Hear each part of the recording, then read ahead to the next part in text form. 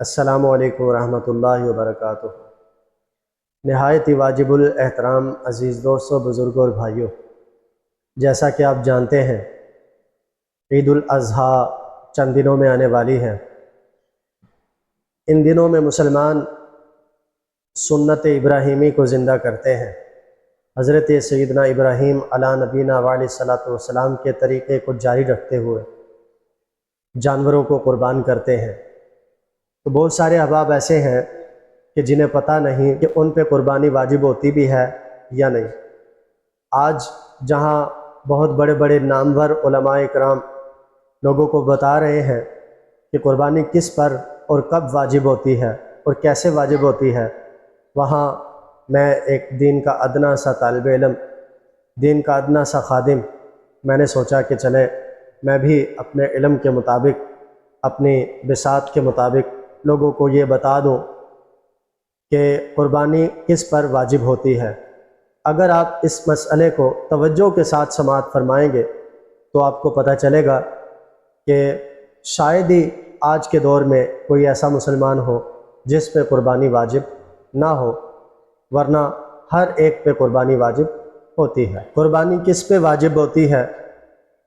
Number 1، جس پہ زکوٰۃ فرض ہوتی ہے اس پہ قربانی واجب ہوتی ہے۔ زکوٰۃ کا نصاب کیا ہے؟ زکوٰۃ کا نصاب ہے 7.5 تولے سونا یا 52.5 تولے چاندی، یا اتنی نقدی یا اتنا مال تجارت اگر کسی کے پاس ہے تو اس پہ زکوٰۃ فرض ہوتی ہے۔ جس پہ زکوٰۃ فرض ہوتی ہے اس پہ قربانی بھی واجب ہوتی ہے۔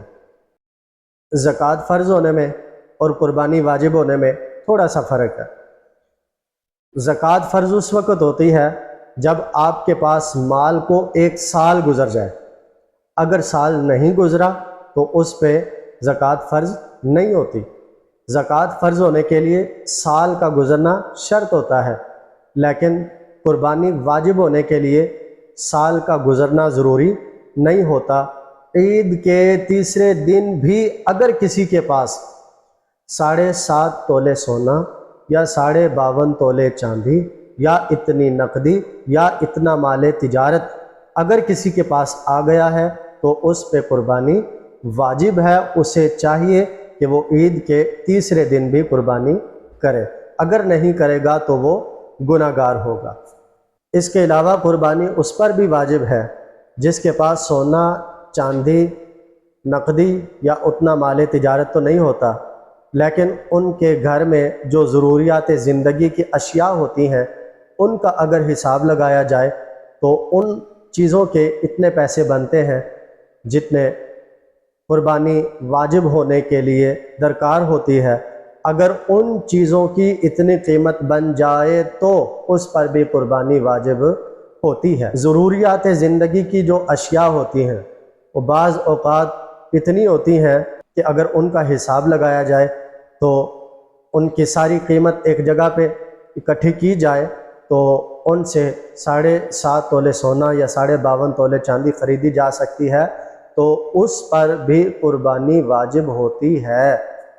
تو آپ اپنے گھروں میں اندازہ لگائیں، حساب لگائیں، جن لوگوں کے پاس سونا، چاندی، نقدی یا اتنا مال تجارت ہے کہ ان پہ قربانی واجب ہوتی ہے تو انہیں ضرور چاہیے کہ وہ قربانی کرے، اور اگر کسی کے پاس سونا، چاندی، نقدی یا اتنا مال تجارت نہیں، ان کے گھر کی ضروریات زندگی کی جو اشیاء ہیں اگر ان کا حساب لگایا جائے تو اتنے پیسے بن جائیں کہ جن سے قربانی واجب ہو جاتی ہے، تو انہیں بھی چاہیے کہ وہ قربانی ضرور کرے۔ جس پہ قربانی واجب تھی اس نے قربانی نہیں کی۔ میرے اور آپ کے پیارے آقا مکی مدنی مصطفیٰ صلی اللہ تعالیٰ علیہ وآلہ وسلم نے ان لوگوں سے نفرت کا اظہار فرمایا ہے جن پہ قربانی واجب تھی، جان بوجھ کر انہوں نے قربانی نہیں کی۔ نبی پاک صلی اللہ علیہ وسلم نے ارشاد فرمایا، ایسے لوگ ہماری عید گاہوں کے قریب نہ آئیں۔ یہ کون لوگ ہیں؟ یہ وہ لوگ ہیں جن پہ قربانی واجب تھی اور انہوں نے طرح طرح کے ہیلے بہانوں سے کام لیا، قربانی نہیں کی۔ اللہ تعالیٰ سے دعا کرتے ہیں اللہ تعالی ہم سب کو عمل کی توفیق عطا فرمائے۔